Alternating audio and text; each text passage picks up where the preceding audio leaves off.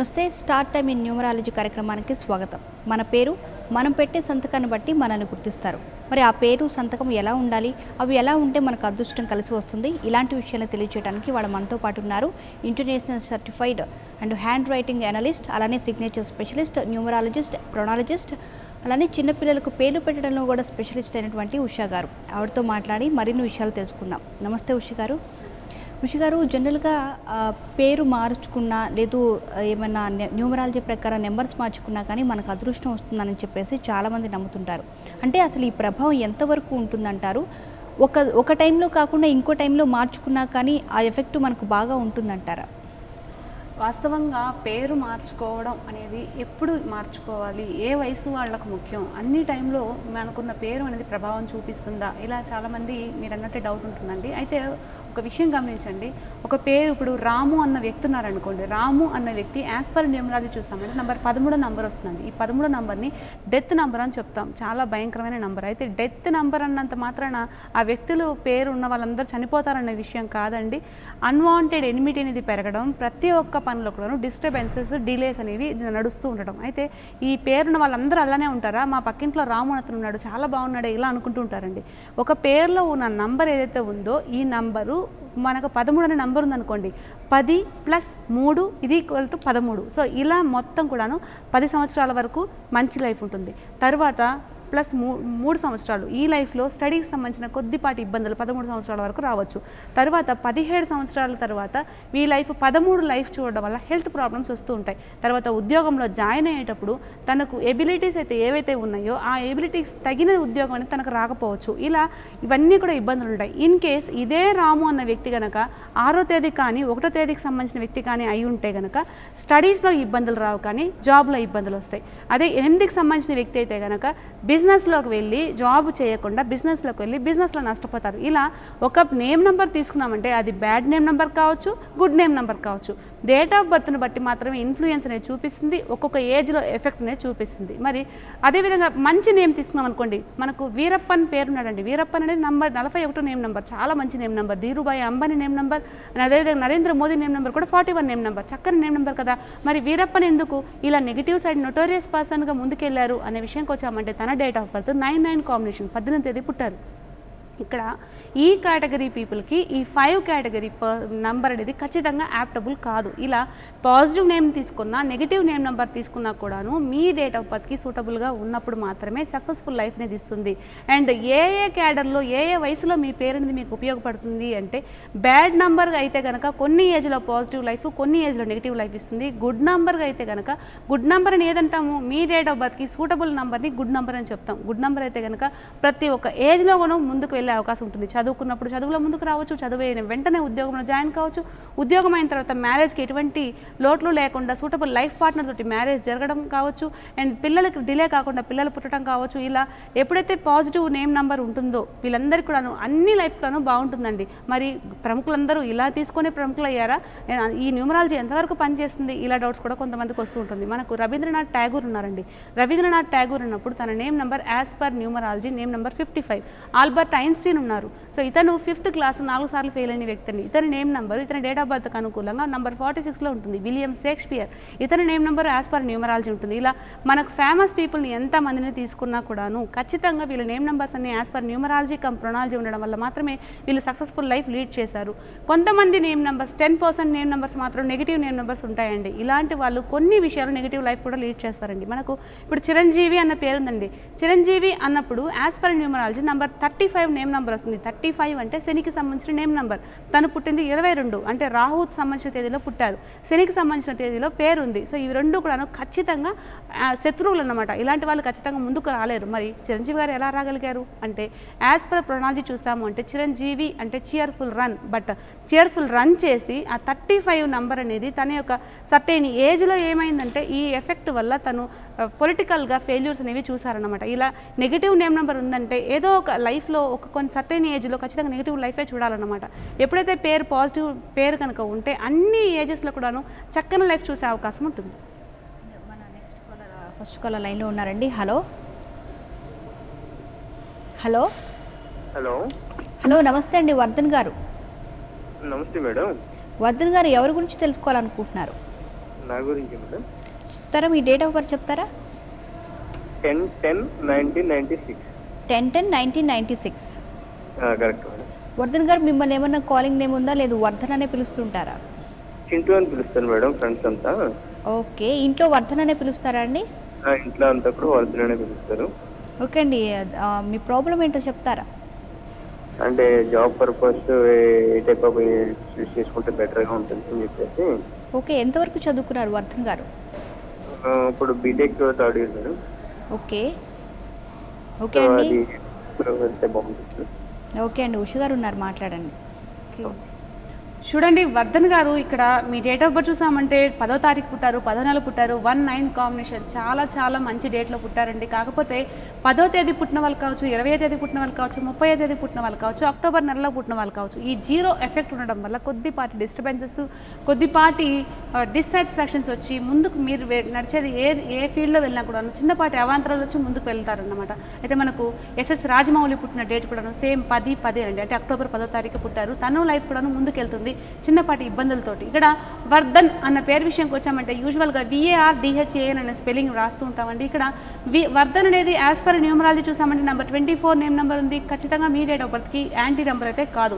మరి ప్రాబ్లం ఎందుకు అన్న విషయంకి వచ్చామంటే VAR వార్ అనేది ఉందండి. ఇక్కడ వర్ధన్ కావచ్చు, వరుణ్ కావచ్చు, వరుణ కావచ్చు, ఇలా సువర్ణ కావచ్చు, వర్మ కావచ్చు, ఈ పేర్లు అన్నీ కూడాను ఏ పేర్లు అయితే వార్ అనేది ఉంటుందో ఇలాంటి వాళ్ళు ఖచ్చితంగా లైఫ్ లాంగ్ స్ట్రగుల్స్ అనేవి ఫేస్ చేయాల్సి వస్తుంది, డిస్టర్బెన్సెస్ కూడా ఫేస్ చేయాల్సి వస్తుంది. ఎంత చక్కని నేమ్ నెంబర్ ఉన్నా కూడాను ఇలాంటి నెగిటివ్ వార్ ఉండడం మంచిది కాదు. వర్ధన్ గారు డేట్ ఆఫ్ బర్త్ అయితే చాలా చక్కగా ఉంది. సో మీరు తీసుకోవాల్సిన కరెక్షన్ VHARRDAAN వర్ధన్. ఈ స్పెల్ని మీరు 27 సార్లు రాయండి, 27 రోజులు రాయండి.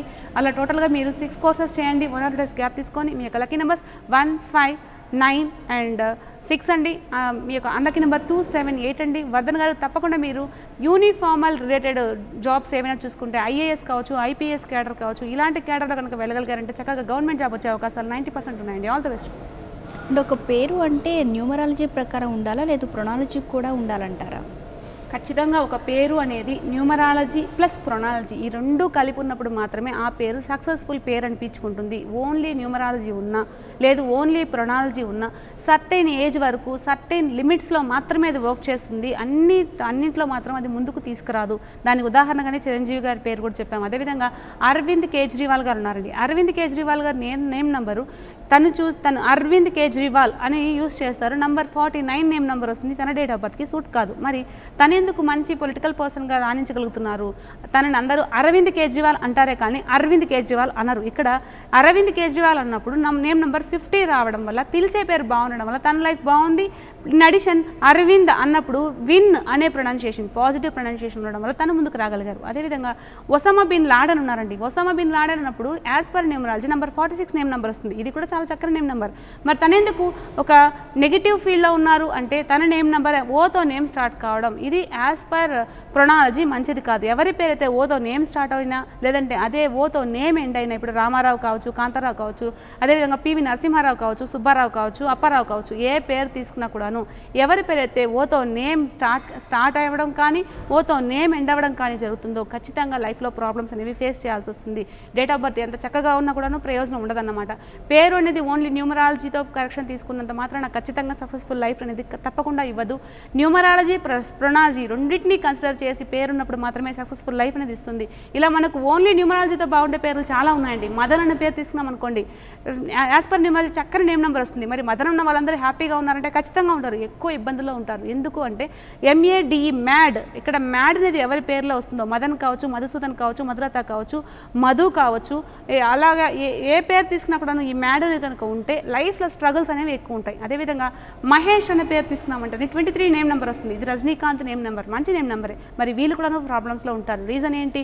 SH తోటి నేమ్ ఎండ్ అవ్వడం. ఇలా ఒక ప్రొనాలజీ మాత్రం నెగిటివ్ ఉండి న్యూమరాలజీ మాత్రం బాగుంటే ఖచ్చితంగా లైఫ్ అనేది సక్సెస్ఫుల్గా ఉండదు. ఎప్పుడైతే ఒక పేరు బోత్ ప్రొనాలజీ న్యూమరాలజీ రెండింటినీ కన్సిడర్ చేసి కనుక కరెక్షన్ చేసుకోవడం, పిల్లల విషయంకి వచ్చామంటే ప్రొనాలజీ న్యూమరాలజీ రెండింటినీ సరిగా చూసుకొని కనుక పేరు పెట్టడం కనుక చేశారంటే ప్రతి ఒక్కరి డేట్ ఆఫ్ బర్త్లో ఉన్న పాజిటివ్స్ అనేవి వీళ్ళ లైఫ్లో ఖచ్చితంగా టేస్ట్ చేయొచ్చు అనమాట. ఓకే అండి, మరో కాలర్ లైన్లో ఉన్నారు. హలో హలో నమస్తే అండి, ఆశాజ్యోతి గారు. ఆశాజ్యోతి గారు, ఎవరి గురించి తెలుసుకోవాలనుకుంటున్నారు? నా గురించి తెలుసుకోవాలి. మీ డేట్ ఆఫ్ బర్త్ చెప్తారా? 1992 January 30. Sorry, 1992 January 30. ఓకే 1992. అవును. ఓకే ఆశాజ్యోతి గారు, ప్రాబ్లం ఏంటో చెప్తారా? అసలు ఆ నేమ్ సంబంధించి ఎలా ఉందో తెలుసుకుందామని కాల్ చేస్తున్నాను. తప్పకుండా అండి, ఉషా గారు ఉన్నారు, మాట్లాడండి. ఓకే, ఆశాజ్యోతి గారు డేట్ ఆఫ్ బర్త్ చాలా చక్కగా ఉంది. 3-7 కాంబినేషన్లో ఉందండి. మీ డేట్ ఆఫ్ బర్త్కి అనుకూలంగా ఆర్ట్ రిలేటెడ్ లేదంటే టీచింగ్ సంబంధించిన వైపు కనుక మీరు ప్రయత్నాలు చేయాలంటే చక్కని లైఫ్ ఉంటుంది. ఇక్కడ ఆశాజ్యోతి అన్న పేరులో మనకు ఐతో నేమ్ ఎండ్ అవుతుందండి.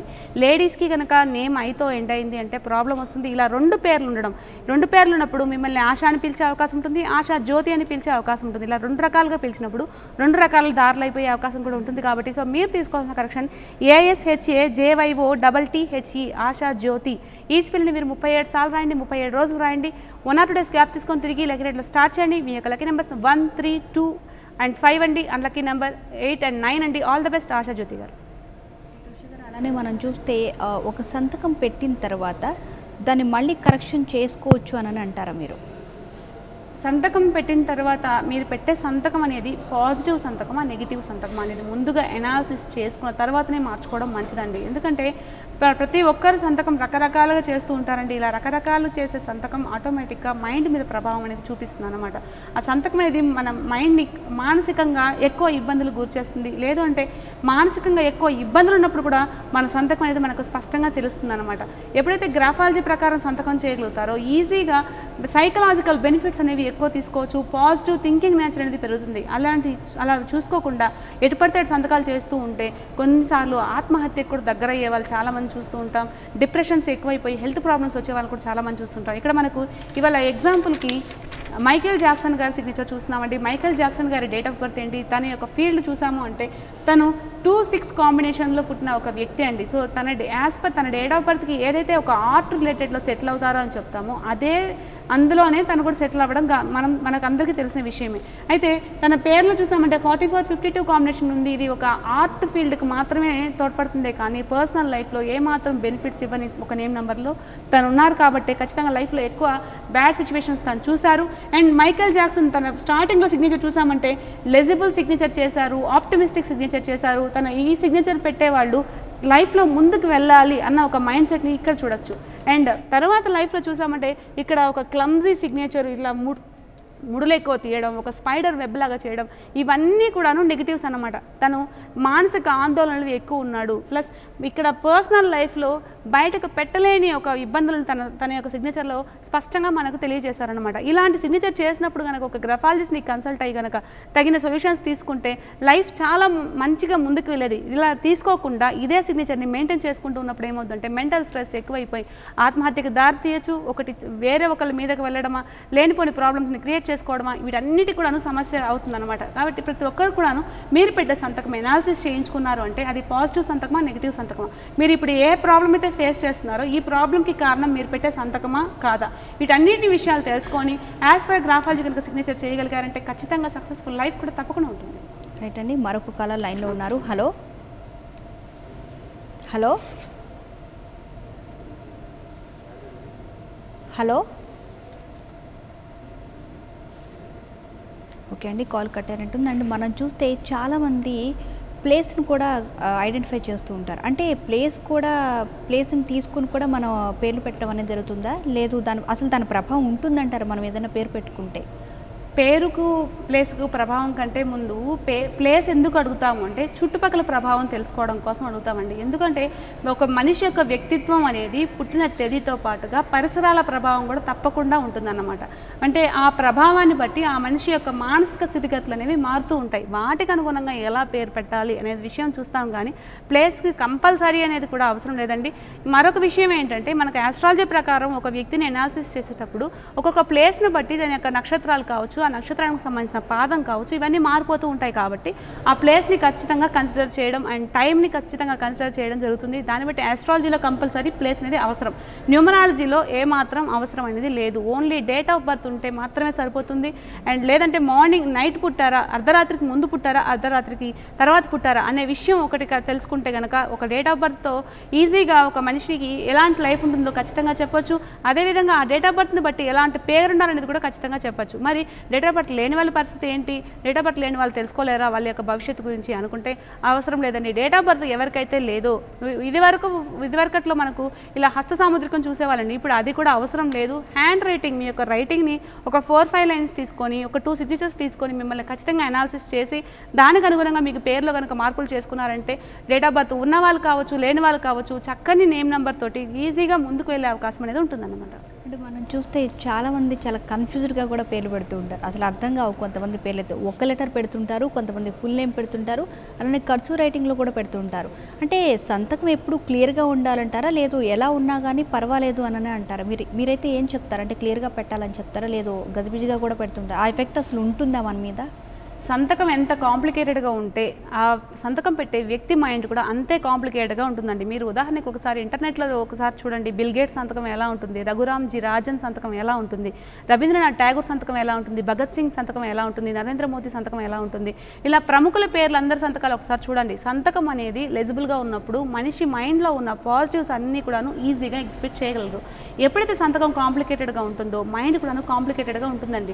ఉదాహరణకు మనకు 7 కావచ్చు, 16, 25 తేదీలో పుట్టిన వాళ్ళు బాగా ఇన్నోవేటివ్ పీపుల్ అండి, కొత్తగా ఆలోచిస్తారు. అదేవిధంగా మంత్, డేటు, ఇయర్ 3 యాడ్ చేసినప్పుడు 7 నెంబర్ వచ్చిన వాళ్ళు కూడాను ఒక సైంటిస్ట్ ఫీల్డ్లో బాగా ముందుకు వచ్చేటటువంటి ఒక చక్కని డేట్ ఆఫ్ బర్త్ ఉన్న వాళ్ళు. బట్ వీళ్ళకున్న ప్రాబ్లం ఏంటంటే అండర్ ఎస్టిమేషన్ చేసుకోవడం, నాకేమీ రాదు, అందరికి అన్నీ వచ్చు, ఇలా అండర్ ఎస్టిమేషన్ చేసుకుంటూ మంచి తెలివితేటలు ఉన్నప్పటికీ కూడాను దాన్ని బయట ప్రొడ్యూస్ చేయలేరు. కమ్యూనికేషన్ స్కిల్స్లో చాలా తక్కువ బ్యాక్లాగ్స్లో ఉన్న వాళ్ళు, ఈ తేదీలో పుట్టిన వాళ్ళు, ఇలాంటి వాళ్ళు స్టార్టింగ్ లెటర్ రాయడమే స్మాల్ లెటర్ తోటి స్టార్ట్ చేస్తారు. లేదంటే జోన్ ఫార్మేషన్ అనేది ఖచ్చితంగా ఫాలో కారండి. ఇక్కడ మనకు 4 జోన్స్ ఉంటాయండి, upper zone, lower zone, middle zone అని ఉంటుంది. వీళ్ళు అన్ని లెటర్స్ తీసుకొచ్చి ఈవెన్ పేరు హెచ్ ఉన్నా, జే ఉన్నా, వై ఉన్నా అన్ని మిడిల్ జోన్లోనే పెడుతూ రాస్తుంటారు. ఇలాంటి వాళ్ళకి చైల్డిష్ మెంటాలిటీ అనేది ఎక్కువ ఉండడం, కమ్యూనికేషన్ స్కిల్స్లో లేకపోవడం వల్ల ఏమవుతుందంటే వీళ్ళకి మంచి ఎబిలిటీస్ ఉన్నా కూడా ముందుకు రాలేరన్నమాట. ఇలా ఒక్కొక్క డేట్ ఆఫ్ బర్త్లో పాజిటివ్స్ ఉన్నప్పటికీ కూడాను సంతకంలో నెగిటివ్గా సంతకం చేయడం వల్ల వాళ్ళకున్న ఎబిలిటీస్ని ప్రూవ్ చేసుకోలేకపోవడం వల్ల ప్రొఫెషనల్గా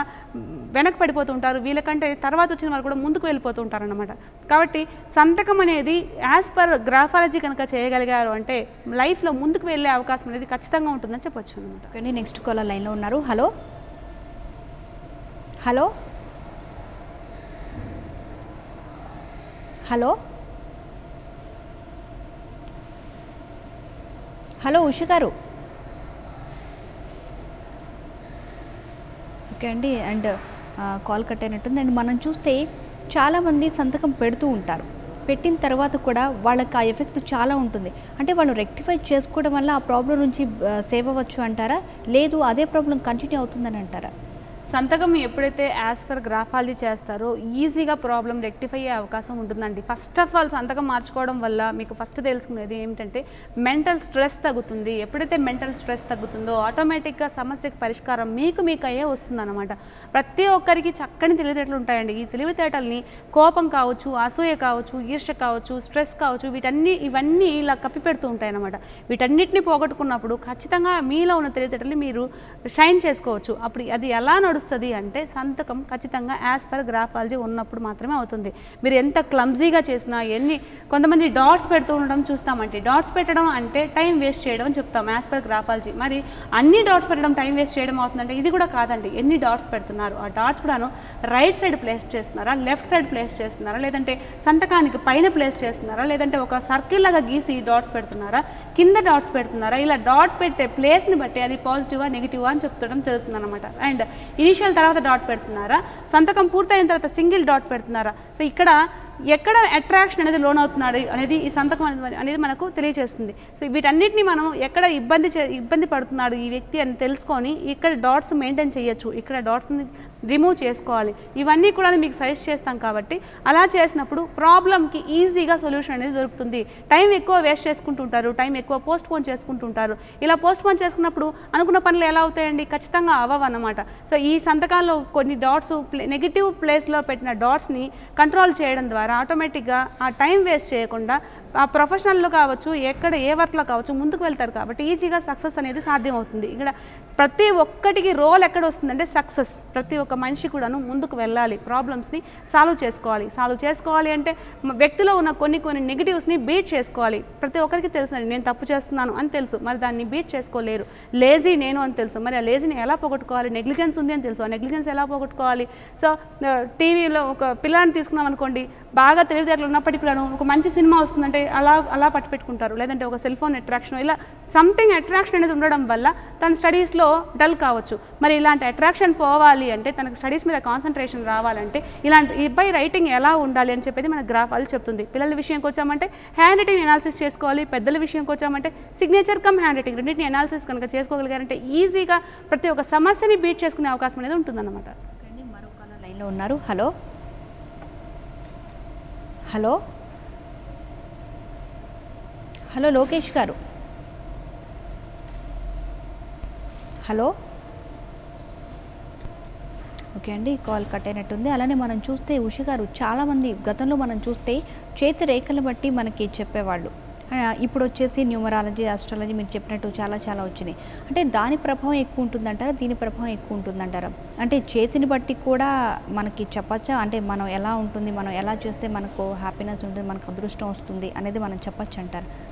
చేతి రేఖలు కావచ్చు, ఆస్ట్రాలజీ కావచ్చు, ఒక మిర్రర్ లాంటివండి. ప్రాబ్లం ఉంది అని చెప్తుంది కానీ ప్రాబ్లంకి సొల్యూషన్ అనేది ఖచ్చితంగా చెప్పదండి. న్యూమరాలజీ అనేది ఒక ప్లాస్టిక్ సర్జరీ లాంటిది. ఈ ప్రాబ్లం ఉన్నప్పుడు ఏం చెయ్యాలి అనేది చెప్తుంది న్యూమరాలజీ మాత్రమే. మీకు హస్త సాముద్రికం చేయి చూపెట్టుకున్న ఆస్ట్రాలజీలో మీ యొక్క నటల్ చార్ట్, హొరోస్కోప్ చూసినా కూడాను మీకు ప్రాబ్లం ఎక్కడైతే ఉందో ఆ ప్రాబ్లంకి సొల్యూషన్ 100% దొరకదు. ఆ ప్రాబ్లంకి సొల్యూషన్ ఎప్పుడు వస్తుంది అంటే, మీ పేరు అనేది మీ డేట్ ఆఫ్ బర్త్లో ఉన్న పాజిటివ్ని హైడ్ చేసి పాజిటివ్ని బీట్ చేయాలి, ముందుకు తీసుకెళ్ళి నెగిటివ్స్ని ఈజీగా హైడ్ చేయగలగాలి. అలాంటప్పుడు మాత్రమే సక్సెస్ఫుల్ లైఫ్ అనేది ఉంటుంది. మనకు ఇప్పుడు తలరాతలు మారిపోతాయి ఆ న్యూమరాలజీతో ఉంటే. ఆల్రెడీ ఆస్ట్రాలజీలో ఈ తలరాత ఉంది, మరి పేరు మార్చుకుంటే తలరాతలు మారిపోతాయి, అందరూ సక్సెస్ఫుల్ అయిపోతారా, ఇలా కూడా డౌట్స్ అడుగుతూ ఉంటారండి. ఇక్కడ తలరాత మారడం కాదు, మన తలరాత ఏది అనేది తెలుస్తుంది న్యూమరాలజీ. ప్లస్ ఆ దాంట్లో కూడాను ముందుకు వెళ్ళే అవకాశం ఎలా ఉంటుంది అని. మనకు ఇప్పుడు వర్షాకాలం వస్తుందండి, వర్షాకాలం వచ్చింది కదా అని వర్షంలో తడుస్తూ ఉంటాం కదండి, ఒక గొడుగు అనే ఒక ప్రొటెక్షన్ అనేది ఉంటుంది. చలికాలం వచ్చినప్పుడు చలిని ఖచ్చితంగా బేర్ చేయాలని లేదు, దుప్పటి అనే ఒక ప్రొటెక్షన్ ఉంటుంది. అదేవిధంగా ఎండాకాలం వచ్చినప్పుడు ఎండను భరించాలనేది లేదండి, ఒక నీడ అనే ఒక ఆప్షన్ ఉంటుంది. అలా ఎలా అయితే ఉందో అదేవిధంగానే న్యూమరాలజీ ద్వారా పేరున్నప్పుడు మీ డేట్ ఆఫ్ బర్త్కి సంబంధించి, మీ యొక్క చేతిరాతకు సంబంధించి కావచ్చు, లేదు అంటే మీ యొక్క నటల్ చార్ట్కి సంబంధించి కావచ్చు, ఇబ్బంది ఎక్కడైతే ఉందో ఆ ఇబ్బందిని ఒక ప్రొటెక్షన్ ద్వారా ఈజీగా బయటపడగలిగే ఒకే ఒక మార్గం న్యూమరాలజీ. కాబట్టి న్యూమరాలజీ ద్వారా మాత్రమే సమస్యకి పరిష్కారం దొరుకుతుందని చెప్పచ్చు అన్నమాట. ఆస్ట్రాలజీ అనేది ఎక్కువగా కొంచెం వాడుకలోకి వచ్చింది, తర్వాత న్యూమరాలజీ వచ్చింది. అంటే ఈ ఆస్ట్రాలజీకి న్యూమరాలజీకి డిఫరెన్స్ ఉందంటారా? ఖచ్చితంగా ఉందండి. ఆస్ట్రాలజీ అన్న న్యూమరాలజీ అన్న రెండిట్లో ఉన్న సారూప్యత ఏంటంటే 9 గ్రహాలు ఆస్ట్రాలజీలో ఉన్నాయి, న్యూమరాలజీలో ఉన్నాయి. ఈ గ్రహాల యొక్క ప్రభావం అనేది మనిషి మీద పడుతుంది ప్రతి ఒక్క మినిట్కి ఇంచుకి అని చెప్పచ్చు. అంటే ఒక వ్యక్తి ఒక లైఫ్ ఎలా ఉంటుంది, తను ఎటువైపు వెళ్తే సక్సెస్ఫుల్ లైఫ్ అనేది ఉంటుంది, తనకి ఏ ఏజ్లో మ్యారేజ్ చేయాలి, తన లైఫ్ పార్ట్నర్ ఎలాంటి వాళ్ళు వస్తారు, ఇవన్నీ కూడాను ఆస్ట్రాలజీ, న్యూమరాలజీ అన్నీ చెప్తుందండి. అయితే ఆస్ట్రాలజీ ఏం చెప్తుందంటే, ఇది నీ తలరాత, నువ్వు ఇది భరించాలి అంతే, ఇది నువ్వు ఇట్లా చేయాలి, నీకు ఈ యోగం లేదు, నీకు ఇల్లు కట్టుకునే యోగం లేదు, నీకు జాబ్ వచ్చే యోగం లేదు, నువ్వు ఇలానే చేయాలి, ఇది నీ పూర్వజన్మ సుకృతం, ఇలా చెప్తుంది ఆస్ట్రాలజీ. న్యూమరాలజీ ఏం చెప్తుంది, సో ఇది నీ లైఫ్, సో దీనిలో నుంచి ముందుకెళ్ళాలంటే నువ్వేం చేయాలి, ఈ మార్గాలను తీసుకోవాలి. ఇలాంటి పేరు కనుక పెట్టుకున్నావు అంటే ఈ ఇబ్బందుల నుండి నువ్వు ఈజీగా ముందుకెళ్ళే అవకాశం అనేది ఉంటుంది. నీకు మ్యారేజ్ లేట్ ఉంది అని ఆస్ట్రాలజీ చెప్తే, మ్యారేజ్ లేట్ అయినప్పుడు మీరు ఎలాంటి పేరు, ఎలాంటి స్పెల్లింగ్ ఉన్నప్పుడు అంత డిలే కాకుండా ఎర్లీగా అయ్యే అవకాశాలు ఎలా ఉంటుంది అని చెప్పేది మనకు న్యూమరాలజీ చెప్తుంది. అదేవిధంగా జాబ్ నీకు రాదు, నువ్వు ఉద్యోగం కాదు వ్యాపారంలో స్థిరపడాలి అనేది ఆస్ట్రాలజీ చెప్తే, న్యూమరాలజీ కూడా ఏం చెప్తుంది, ఆప్షన్ ఏది ఉంది అంటే, ఇప్పుడు ఒక బిజినెస్ చెప్పినప్పుడు ఆ బిజినెస్ అందరికీ కూడాను అది ఫెసిలిటేట్ కాకపోవచ్చు. అలాంటప్పుడు ఎలాంటి దారి చూసుకోవడం మంచిది, అదే బిజినెస్ సంబంధించిన కోర్సెస్ ఎలా చేయడం మంచిది, ఇవన్నీ కూడాను న్యూమరాలజీ అని చెప్తుంది అనమాట. ఆస్ట్రాలజీ అనేది is like a mirror, numerology is like A plastic surgery అని చెప్పొచ్చు అనమాట. Plus numerology is like A vaccine అని కూడా చెప్పొచ్చు. మనకి ఎలా కావాలంటే అలా మార్చుకునే అవకాశం కూడా ఉంటుందన్నమాట. టూర్ అండ్ సర్వీసెస్కి సంబంధించి ఒకసారి చెప్తారా? ఓకేనండి. ప్రతి శని ఆదివారాలు హైదరాబాద్లో అందుబాటులో ఉంటున్నామండి. అదేవిధంగా తిరుపతి ప్రతి వారం అందుబాటులో ఉంటున్నాం. వరంగల్, కరీంనగర్, ఖమ్మం, నల్గొండ, మంచిర్యాల, మహబూబ్ నగర్, నిజామాబాద్ అండ్ రాజమండ్రి, వైజాగ్, ఇలా విజయవాడ, గుంటూరు, ఇలా కడప, పొద్దుటూరు అన్ని ప్రాంతాలు కూడా పర్యటన అనేది చేస్తున్నామండి. ఇలా ఎవరైతే మీరు పర్సనల్ అపాయింట్మెంట్ తీసుకోలేకపోతున్నారో మీరు పోస్టల్ ద్వారా కానీ మెయిల్ ద్వారా కానీ కరెక్షన్ తీసుకునే అవకాశం ఉంటుంది. పోస్టల్ ద్వారా మెయిల్ ద్వారా తీసుకున్న పర్సనల్ అపాయింట్మెంట్ తీసుకున్నా మీకు ఇచ్చే వివరాలు అన్నీ సమానంగానే ఉంటాయండి. ఇవి ఇచ్చే వివరాల విషయంకి వచ్చామంటే ఓన్లీ పేరులో న్యూమరాలజీ కరెక్షన్ మాత్రమే కాదు, న్యూమరాలజీ కమ్ ప్రొనాలజీతో పాటు కరెక్షన్ చేయించుకుంటూ మీ సిగ్నేచర్ని అనాలిసిస్ చేయించుకుంటూ యాజ్ పర్ గ్రాఫాలజీ సిగ్నేచర్ చేయడం ఎలా 10th ఆఫ్టర్ కావచ్చు, ఇంటర్ ఆఫ్టర్ కావచ్చు, డిగ్రీ ఆఫ్టర్ కావచ్చు, మీరు ఎలాంటి కోర్సులు జాయిన్ కావడం మంచిది అనేది ముందుగానే తెలుసుకోవచ్చు. గవర్నమెంట్ జాబ్కి ప్రిపేర్ అయ్యే వాళ్ళు ఎవరైతే ఉంటారో నంబర్ ఆఫ్ గవర్నమెంట్ జాబ్స్ ఉన్నాయండి. మీ డేట్ ఆఫ్ బర్త్ని అనుసరించి, మీ రేటింగ్ని అనుసరించి మీరు ఎలాంటి గవర్నమెంట్ జాబ్కి ప్రిపేర్ అవ్వాలి అంటే మీరు ఆపోజిట్ సైడ్ ప్రిపేర్ అయ్యారనుకోండి, చాలామంది ఏం చేస్తుంటారండి గ్రూప్స్కి, సివిల్స్కి ఇలా ప్రిపేర్ అవుతూ ఉంటారనమాట. సో ఇయర్స్ వేస్ట్ చేసుకుంటూ ఉంటారు కానీ సెటిల్ కాలేరు. సో ఇలాంటి వాళ్ళు ఏం చేయాలంటే మీ యొక్క రైటింగ్, సిగ్నేచర్, మీ డేట్ ఆఫ్ బర్త్ని కనుక గురించి తెలుసుకున్నారు అంటే మీ డేట్ ఆఫ్ బర్త్ని అనుసరించి ఎలాంటి గవర్నమెంట్ జాబ్ ప్రిపేర్ అవ్వాలనే విషయం ముందుగానే తెలుసుకొని అలాంటి జాబ్కి కనుక ప్రిపేర్ అయ్యారంటే ఈజీగా గవర్నమెంట్ జాబ్ వచ్చే అవకాశాలు ఉన్నాయి. మనకు నంబర్ ఆఫ్ ఫీల్డ్స్ ఉన్నాయండి. ఎలక్ట్రికల్ డిపార్ట్మెంట్ ఉంది, ఎలక్ట్రానిక్ డిపార్ట్మెంట్ ఉంది, అదేవిధంగా పోలీస్ డిపార్ట్మెంట్ ఉంది, అదేవిధంగా ఎడ్యుకేషనల్ డిపార్ట్మెంట్స్ ఉన్నాయి, అడ్మినిస్ట్రేషన్ డిపార్ట్మెంట్ ఉంది, డిఫరెంట్ డిపార్ట్మెంట్స్ ఉన్నాయి. మీ డేట్ ఆఫ్ బర్త్ని అనుసరించి ఏ డిపార్ట్మెంట్స్లో మీరు గవర్నమెంట్ జాబ్కి ప్రయత్నాలు చేయాలని ముందుగానే తెలుసుకునే అవకాశం ఉంటుంది. మ్యారేజ్ కాని వాళ్ళు ఎవరైతే ఉన్నారో సూటబుల్ లైఫ్ పార్ట్నర్ లిస్ట్ తీసుకోవచ్చు. పెళ్ళైన తర్వాత జనవరిలో మ్యారేజ్ జరిగితే డిసెంబర్ వరకు ఆ జంట కలుస్తారు, అలా కొనసాగుతారా అనే దానికి గ్యారంటీ లేకుండా ఉందన్నమాట ఈ రోజుల్లో. ఎందుకు అంటే కంపాటబిలిటీలో నెగిటివ్ ఉండడం. మీ యొక్క పిల్లాడు లేదంటే మీ పాప డేట్ ఆఫ్ బర్త్ అనుసరించి ఏ తేదీలో పుట్టిన అబ్బాయి లేదంటే ఏ తేదీలో పుట్టిన అమ్మాయికి ఇచ్చి పెళ్లి చేయాలి అండ్ పెళ్లి చేయాల్సిన డేట్స్ తీసుకోవాల్సిన జాగ్రత్తలు ఏంటి, ఇలా A to Z అన్ని విషయాలతో పాటుగా సూటబుల్ జెమ్ స్టోన్ విషయాలు కూడా తెలుసుకోవచ్చు. జెమ్ స్టోన్ విషయంకి వచ్చామంటే ఏది పడితే అది కాదండి, అన్ని రకాలుగా ప్రాబ్లమ్ సొల్యూషన్ తీసుకోవాలి gem stone. And A gem stone A metal తోటి యూస్ చేయాలి, ఏ మెటల్ తోటి యూస్ చేయకూడదు, వాటికి చేయాల్సిన రిచువల్స్ ఏంటి, ఇలా A to Z అన్ని విషయాలు కూడా తెలుసుకునే అవకాశం అనేది ఉంటుందన్నమాట. రైట్, థ్యాంక్ యూ ఉష గారు. మన 99 వ్యూవర్స్కి సంతకం ఎలా ఉండాలి, ఎలా ఉండకూడదు, ఎలా ఉంటే మనకు అదృష్టం కలిసి వస్తుంది, ఇలాంటి విషయాల గురించి చాలా చక్కగా తెలియజేశారు. సో చూశారు కదండి, మీరు కూడా మీ పేరులో మార్పులు కానీ లేదు సంతకంలో ఎలాంటి మార్పులు చేర్పులు చేసుకోవాలి, ఇలాంటి విషయాలు తెలుసుకోవాలనుకుంటే స్క్రీన్ మీద కనిపిస్తున్న పర్సనల్ నెంబర్కి కాల్ చేసి అపాయింట్మెంట్ తీసుకొని నేరుగా ఉష గారిని కలిసి మీకున్న సమస్యలకి సొల్యూషన్ తీసుకోవచ్చు. అలానే పోస్టల్ ఈమెయిల్ ద్వారా కూడా ఈ సౌకర్యం కల్పిస్తున్నారు. సో చూశారు కదా, ఇది వాళ్ళ స్టార్ న్యూమరాలజీ కార్యక్రమం. మరో ఎపిసోడ్లో మళ్ళీ కలుసుకుందాం. Keep watching 99 TV.